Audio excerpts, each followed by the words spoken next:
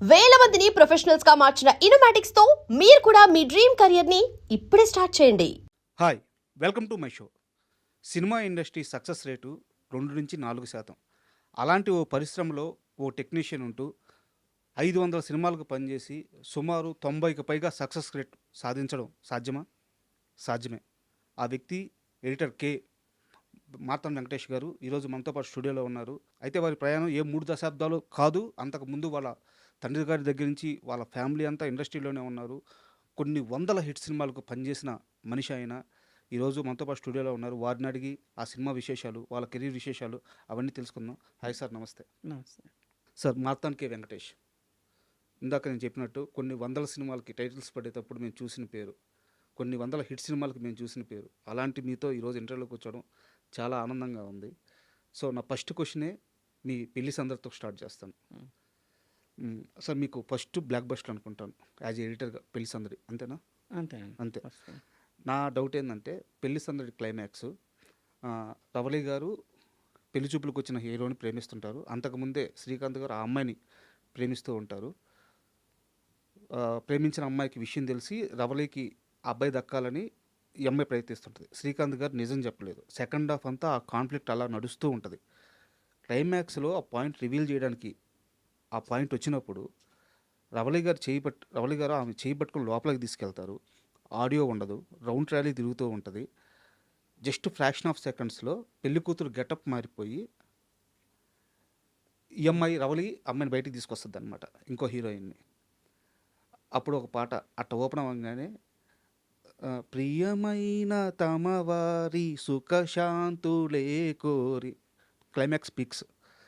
నిజానికి అంత కాన్ఫ్లిక్ట్ని రివీల్ చేయాల్సిన సీన్లో సంభాషణ ఉండదు, లెంత్ ఉండదు, ఒక చిన్న లిరిక్.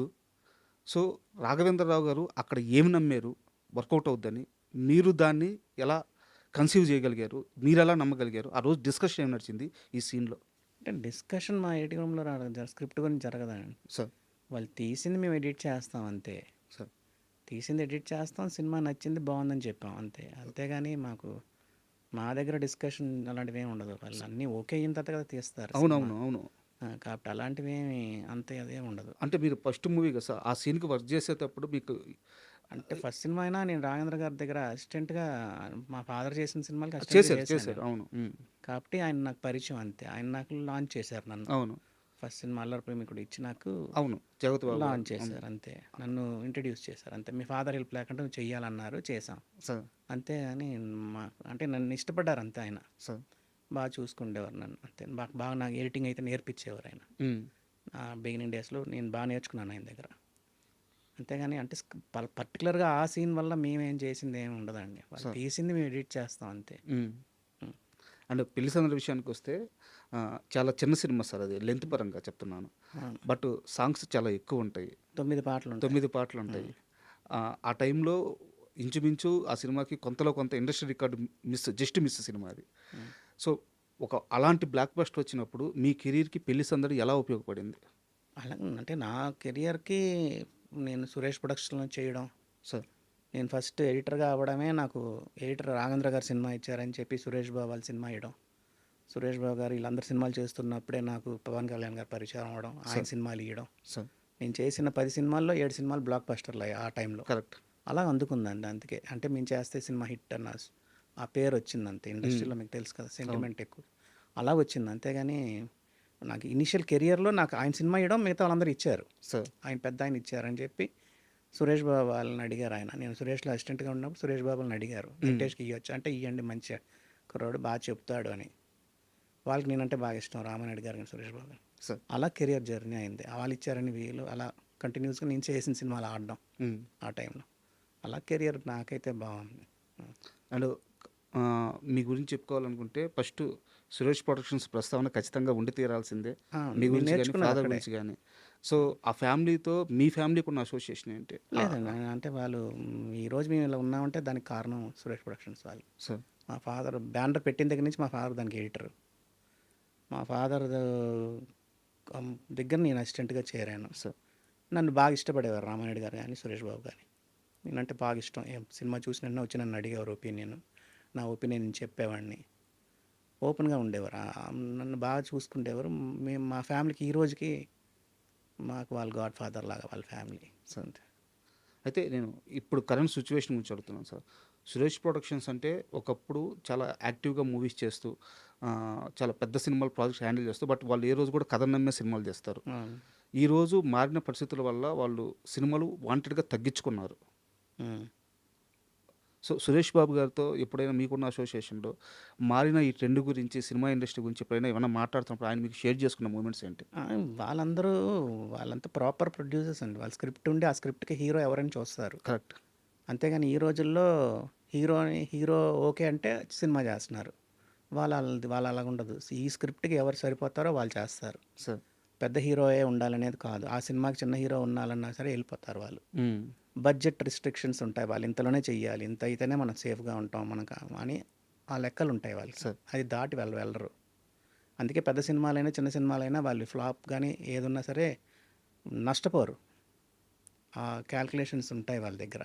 ఈ సినిమాకి ఇంతే ఖర్చు పెట్టాలని అంతే ఖర్చు పెడతారు. ఏదో సినిమా పెద్ద సినిమా అని ఎక్కువ ఖర్చు పెట్టేయడం, పెద్ద హీరోని ఎక్కువ ఖర్చు పెట్టేయడం. సార్. మనం ఇంత ఈ హీరోకి ఇంత రెమ్యునరేషన్ అనుకుంటారు వాళ్ళు. ఆ రెమ్యునరేషన్లో అలా వస్తే చేస్తారు, లేకపోతే చెయ్యరు వాళ్ళు. కావాలంటే హీరోని మార్చుకుంటారు కానీ అంతే. ఆ టైప్ అండి వాళ్ళు. వాళ్ళంతా ప్రాపర్ ఫిల్మ్ మేకర్స్ వాళ్ళు. సార్ యాక్చువల్గా టెక్నికల్గా వచ్చిన డౌట్. ఇప్పుడు మామూలుగా ఏ రైటర్ అయినా సరే కథ రాసుకున్న తర్వాత ఒక స్క్రీన్ ప్లే ఆర్డర్ ఉంటుంది, సీన్ ఆర్డర్ ఉంటుంది. ఆ సీన్ ఆర్డరు లేదా ఆ స్క్రీన్ ప్లే ఆర్డరు తీసుకొచ్చి వాళ్ళు షూట్ చేసిన తర్వాత ఆ ఆర్డర్లో ఎడిటింగ్ చేస్తారు. సో ఆ ఆర్డర్లో ఎడిటింగ్ చేసిన తరువాత ఎడిటరు దాన్ని ఎన్హాన్స్ చేసే విధానం ఎలా ఉంటుంది అంటే ఆ సీన్ వైజ్ని మార్చేసిన సందర్భాలు ఉంటాయి, లేదా వచ్చిన ఫుటేజ్ని లెంత్ తగ్గించడం ఉంటుంది. అసలు ఒక ఎడిటరు ఆ బేసిక్ వర్క్ స్ట్రక్చర్ ఎలా ఉంటుంది, ఆ థాట్ ప్రాసెస్ ఎలా ఉంటుంది? ఎడిటింగ్ అలాగా అంటే ఫుల్ సినిమా వచ్చిన తర్వాత ఎడిటింగ్ ఉండదండి. సార్. ఏ రోజుకి ఆ రోజు రష్ వస్తుంది మాకు. షూట్ చేసింది వస్తుంది, మేము ఎడిట్ చేసుకుంటూ వెళ్తాం. సార్. వెళ్ళేటప్పుడు మేము సినిమా మేము చూసేటప్పుడు మాకు ఎగ్జైట్మెంట్ ఉంటే బాగుందని చెప్తాం. మాకు అంటే చూసిన సినిమా లాగా ఉంది అని అంటే చెప్తాం. పెద్ద గొప్పగా లేదండి, చూసుకోండి, కరెక్ట్ చేసుకోండి అని చెప్తాం. మేము అనుకుందే వస్తుంది అనుకోండి, ఒకసారి మేము అనుకుందే వస్తుంది సార్, కొత్తగా ఏముందని అంటాం. ఇలాంటి ఫీడ్బ్యాక్లు ఇస్తాం. మాకు సినిమా ఏమైనా సీన్స్ నచ్చకపోతే ఇది పండలేదు సార్ అని చెప్తాం. అలా అయితే అంతేగాని అంటే లెంత్ పరంగా అంటారా, మమ్మల్ని నమ్మి వదిలేస్తారు కొంతమంది. మేము ఎడిట్ చేసి ఇది కరెక్ట్ అని చెప్తాం. జనరల్గా డైరెక్టర్స్ ఏంటంటే వాళ్ళే రాసి వాళ్ళే తీస్తే వాళ్ళు ఎక్కువ ఇష్టపడతారు సినిమాని. సో వాళ్ళని ఒప్పించడం కొంచెం కష్టం అవుద్ది. బట్ చెప్పిందే చెప్తున్నామండి, అలా అవి కొంచెం మారుస్తే బాగుంటుంది, స్క్రీన్ ప్లే మారుస్తే బాగుంటుందండి అని చెప్తాం. ఏదైతే ఇలా ఓపెన్గా మీ రివ్యూ చెప్తారో మాతానికి వెంకటేష్ గారికి కెరీర్ తొలినాళ్ళలో ఇదే ప్లస్ అయింది. చివరికి వచ్చేలేకే దీనివల్లే సక్సెస్ఫుల్గా అయిన డైరెక్టర్లు మీ దగ్గర నుంచి వెళ్ళి తొలినాళ్ళతో మీతో పనిచేసి సక్సెస్ తీసుకున్న డైరెక్టర్లు కూడా చివరికి వచ్చేలేకే చాలామంది కొంతమంది దూరం అయ్యారు. అది దూరం అంటే మేము నేర్చుకున్నది ఏంటంటే నేను ఫ్రాంక్గా చెప్పడం వల్ల నాకు సినిమాలు వచ్చాయి. కరెక్ట్. ఫస్ట్ ఆడిటోరియం మేము ఇది ఎక్కడి నుంచి నేర్చుకున్నాం, అరవింద్ గారు చెప్పబట్టి నేర్చుకున్నాం. మీరే ఫస్ట్ ఆడియన్స్. నువ్వు ఎడిటర్ అన్నవాడు సినిమాని ఎవరిని ఇష్టపడకూడదు, సినిమాని ఇష్టపడాలి. సినిమా బాగుంది లేదనేది ఫస్ట్ నువ్వే చూస్తున్నావు కాబట్టి మీరే చెప్పాలి మాకు సినిమా బాగుందా బాగాలేదా అని. అవన్నీ మేము పెట్టుకున్నాం. వాటి వల్ల మేము బిగినింగ్ డేస్లో అందరూ డైరెక్టర్లు మాతో బాగా ట్రావెల్ అవుతారు. ఎడిటర్ అంటే మా హార్ట్ అండి, లివర్ అండి అని ఏదో అంటూ ఉంటారు, రైట్ హ్యాండ్ అండి, లెఫ్ట్ హ్యాండ్ అండి అంటూ ఉంటారు. మీరు పాత ఇంటర్వ్యూలు చూస్తే. మరి ఈరోజు ఎందుకు మేము కాదయ్యాం, ఎందుకు అవ్వలేదు, హార్ట్ అవ్వలేదు, ఎందుకు లెఫ్ట్ హ్యాండ్ రైట్ హ్యాండ్ అవ్వలేదు? అదేంటంటే ఒక సక్సెస్ బిగినింగ్ ఇనిషియల్ డేస్లో మాది తీసుకుంటారు. ఒక సక్సెస్ వచ్చిన తర్వాత వాళ్ళకి వీళ్ళు చెప్పడం ఏంటి అన్న చిన్నది ఉంటుంది. అందరూ సార్ అంటారు, మనం సార్ అనం, ఎందుకంటే బిగినింగ్ డేస్ నుంచి ఉంటున్నాం కాబట్టి. ఇలాంటివన్నీ చిన్న చిన్న ఉంటాయండి, అటు ఇటు ఉంటాయి. కొన్ని పేమెంట్ల దగ్గర ఉంటారు. ఫస్ట్ సినిమా నుంచి అదే పేమెంట్ ఇస్తారు మాకు. అదేంటి సార్ అందరికి పేమెంట్లు బయట ఎక్కువ ఇస్తున్నారు, మాకు మీరు ఇంకా ఫస్ట్ సినిమా నుంచి అదే పేమెంట్ అంటే పేమెంట్ల వల్ల కొన్ని సినిమాలు వెళ్ళిపోయినాయి, కొంతమంది దగ్గర బ్యాడ్ అవుతాం. రకరకాలండి ఇది. ఆ రోజు నచ్చిన వాళ్ళు మీరేం 10 సినిమాలు చేసి 11వ సినిమాకి నేను ఎందుకు నచ్చను సార్? అది ఆ తేడా ఉండే. బిగినింగ్ డేస్లో ఇనిషియల్గా చెప్తుంటే వాళ్ళకి మన గురించి చెప్తున్నాడు అన్న ఫీల్ అవుతారు. పోను అది తగ్గుతుంది, అందరూ సక్సెస్ రావడం కొంచెం మారుతారు. యాక్చువల్గా మీతో పాటు పనిచేసిన లేదా మీరు పనిచేసిన డైరెక్టర్లు ఎక్కడైనా సరే ఇండస్ట్రీలో వాళ్ళు సక్సెస్ అవడం అనేది ఆ టెక్నీషియన్కి ప్లస్ అవ్వాలి. బట్ మాతానికే వెంకటేష్కి కొత్త డైరెక్టర్‌ని స్టార్ చేయడమే మైనస్ అయింది అనుకోవచ్చా? అలాగే ఉండదండి. ఇప్పుడు మాకు ఇంకా కంటిన్యూ అవుతున్నారు. చాలామంది కంటిన్యూ కొంతమంది అవుతారు. కంటిన్యూ అవుతున్నారు. కంటిన్యూ అవుతారు. దాని గురించని ఉండదు. కొంతమంది మారతారు. హ్మ్. కొంతమంది అదే నేను చెప్తున్నాను కదండీ రకరకాలుంటాయి. హ్మ్. వాళ్ళెందుకు ఇయలేదు అన్నదానికి వాళ్ళని అడగాలి. నన్ను అడిగి లాభం లేదు. ఒక చిన్న sorry to interrupt you sir. ఒక చిన్న డౌటు. 'దేశముద్రు' సినిమా హ్మ్. లాస్ట్ అరగంట ఫైటే ఉంటది. హ్మ్. మొత్తం యాక్షనే ఉంటది. హ్మ్. 'దేశముద్రు' సినిమా చూసినప్పుడు హ్మ్. యాజ్ ఏ ఆడియన్‌గా నాకు సినిమా నచ్చింది. పక్క రోజెళ్ళి 'ఆంధ్రభూమిలో' 'వెన్నెల' అని ఒక ఎడిషన్ వచ్చేది. దానికి ఒక్క స్టార్ ఇచ్చి అట్టర్ ఫ్లాప్ సినిమా అని చెప్పి రాశారు. హ్మ్. 100 రోజులు ఆడింది సినిమా అది. బట్ ఆ సినిమాలో ఉన్న అప్పుడు వచ్చిన కంప్లెయింట్ ఏందంటే లాస్ట్ 30 మినిట్స్ యాక్షన్ ఎపిసోడే ఉంది మొత్తం అని చెప్పి. దీనిపైన మీ ఎడిటింగ్ దగ్గర గాని, పూరి జగన్నాథ్ గారి అక్కడ మాట్లాడుకునేటప్పుడు గాని ఏమన్నా డిస్కషన్ జరిగిందా? అలా ఏం ఉండదండి. 'పూరి నగర్' చాలా వింటారు ఆయన మాట. హ్మ్. టెక్నీషియన్స్‌కి వాల్యూ ఇస్తాడు ఆయన హ్మ్. బాగా. హ్మ్. ఆయన షూట్ చేస్తారు. షూట్ చేసిన ఎడిటింగ్ కూడా రాడు ఆయన. సార్. మేము ఎడిట్ చేసి చూపించిన తర్వాత ఆయన ఓకే అంటాడు. ఆయనకేమైనా అనిపించిన చిన్న చిన్నవి చెప్తాడు వెళ్ళిపోతాడు ఆయన అంతే. హ్మ్.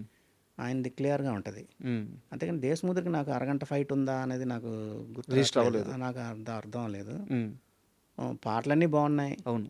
సినిమా మంచి సినిమానే అనుకున్నాం మేము. హ్మ్. అంతే నాకు మరి ఆ టైంలో రివ్యూలు నేను చూడలేదు. హ్మ్. రివ్యూలని జనరల్‌గా మేము చూడం, నమ్మం. హ్మ్. రివ్యూలకి, సినిమాకి సంబంధం ఉండదండి. రివ్యూ రైటర్ల మీద మీకేమైనా కోపం ఉందా? కోపం అని కాదు. వాళ్ళు అంటే రివ్యూలు రాస్తారు. వాళ్ళు పర్సనల్‌ది రాయకూడదండి. ఇప్పుడు సినిమా బాలేదని చెప్పడం, నాకు నచ్చలేదని చెప్పడంలో తేడా ఉంది. కరెక్ట్. మన పర్సనల్ ఒపీనియన్ అది. నాకు నచ్చింది, నచ్చలేదని. ఒక యాక్షన్ ఫిల్మ్ డైరెక్టర్‌కి నార్మల్ పొయెటిక్ ఫిల్మ్స్ నచ్చవు. హ్మ్. Action film director review poetic ఫిల్మ్‌కి రాస్తే ఏమని రాస్తాడాయన? ఏంటి ఇదని అంటాడు. హ్మ్. వీళ్ళ రివర్స్‌లో వీళ్ళు అలాగుంటారు. అలాగ ఆళ్ళ పర్సనల్ ఒపీనియన్ రాయకూడదు. హ్మ్. హ్మ్. అది అది ఇంకా ట్రెండ్ అయింది కాబట్టి మేమేం చెప్పలేం. మేమేమంటామంటే ప్రతి సినిమాకి లాగ్ ఉందని అంటారు. హ్మ్. రివ్యూ పైన టైటిల్‌కి రాసిన కింద దానికి సంబంధం ఉండదు. ఎడిటింగ్ బాగుందని అంటారు. లాస్ట్ హాఫ్ అన్ అవర్ స్లోగా ఉందంటారు. లాస్ట్ హాఫ్ అన్ అవర్ స్లోగా ఉంటే ఎడిటింగ్ ఎలాగ బాగున్నట్టు? అలాంటివి తేడాలు ఉంటాయండి. రివ్యూ రాసిన దాంట్లోనే వాళ్ళు రాసిన రివ్యూల్లోనే హ్మ్. అర్థం అవుతుంటది మనకి. కాబట్టి అది మేము ఇంకా అంత పర్టిక్యులర్‌గా మేము పెద్దగా పట్టించుకోం రివ్యూలంటే. హ్మ్. చూస్తాం, చదవడం అయితే చదువుతాం గానీ, మనం ఎక్కడైనా మేము ఎడిటింగ్ రూమ్‌లో ఫీల్ అయ్యినవి అది క్వెషన్ చేశారనుకోండి. ఓహో! ఈళ్ళకి గూడా అది వచ్చింది. అయితే మనది కరెక్ట్ అని అలాంటివేవో మేము రీచెక్ హ్మ్. చేసుకుంటాం గానీ, దానిపైన డిపెండ్ అవ్వం. సార్. పెద్ద సినిమాలకన్నిటికి మినిమమ్ 2.5 ఇస్తారు. 2 హ్మ్. ఇస్తారు. చిన్న సినిమాలకి 1 ఇస్తారు. 5.5 ఇస్తారు. ఆ తేడా ఎందుకు రివ్యూల్లో రాసేవాళ్ళకి? పెద్ద సినిమాకి గూడా అలాగే రాయాలి కదా వాళ్ళు. హ్మ్. అలా రాయరు. హ్మ్. అలాంటి చిన్న చిన్న తేడాలుంటాయి. చిన్న సినిమాలకి ఇప్పుడు రూ. 1,00,00,000 చేసి ఆ సినిమా 2,00,00,000 కలెక్ట్ చేసిందంటే అది సూపర్ హిట్ కింద లెక్క. కరెక్ట్. అవును. 100,00,00,000 చేసి నీకు 100,00,00,000 కలెక్ట్ చేస్తే అది ఎలా హిట్ నీకు సినిమా? హిట్ అని అంటారు. అది తేడా. ఆ! 100 కోట్ల సినిమా అంటారు. 100,00,00,000 సినిమా అని అంటారు. బట్ ఎంత హ్మ్. ఖర్చు పెట్టారు? అదే 100,00,00,000 కదా ఖర్చు పెట్టారు. అంటే రూపాయి కూడా రాలేనట్టు లెక్క కదా! అవును. బట్ రూ. 1,00,00,000 సినిమా చేసింది 2,00,00,000, 3,00,00,000 కలెక్ట్ చేసిందంటే సూపర్ హిట్ లెక్క అది. Super hit. అది ఆ తేడా వాళ్ళు రాయరు ఎప్పుడు. మీడియా కూడా చెప్పదు.